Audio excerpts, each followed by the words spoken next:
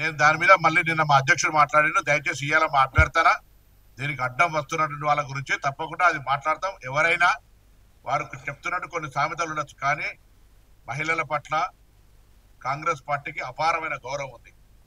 కొన్ని కొటేషన్స్ ఉండొచ్చు, నువ్వు నేను మాట్లాడుకోవచ్చు, ఇంకో మహిళతో అటువంటి మాటలు మాట్లాడే సందర్భం తప్పు.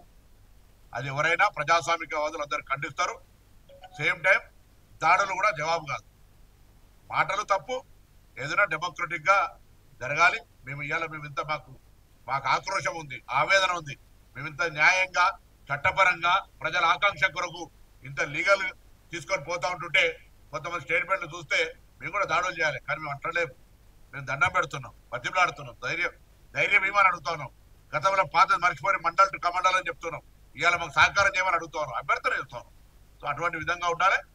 ఏదైనా కొన్ని కామెంట్స్ అనేటువంటి అట్లా కామెంట్స్ తోటి ప్రాణాలు పోతాయి, కొంత పెద్ద ఉద్యమాలు జరుగుతాయి. అటువంటి కామెంట్స్ అనేటువంటి సందర్భం, సముచితమైనటువంటి విధానము, పద్ధతి ఎదుటి వాళ్ళ గురించి మాట్లాడినప్పుడు మాట్లాడాలని ఈ సందర్భంగా అనుకుంటున్నాను.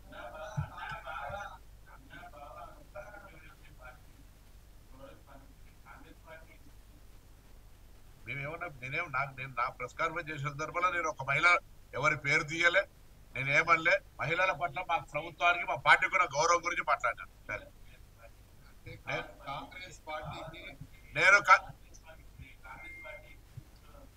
నేను ఏం ఉత్సాహం చూపెట్టి మీరు నాకు అర్థం కాలేదు చారి గారు. నేను ఏం అత్యుత్సాహం చూపెట్టినా లేకపోతే నేనేమన్నానో నాకు అర్థం కాలేదు. ఇప్పుడు మీరు అంటే మేము మహిళలకు అటువంటి సంఘటన జరిగితే మాట్లాడద్దంటారా?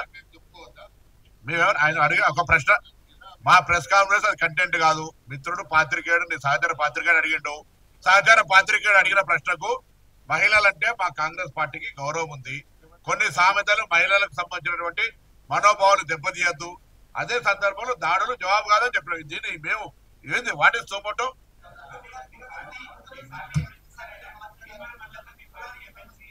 Subscribe us and press the bell icon for more interesting updates.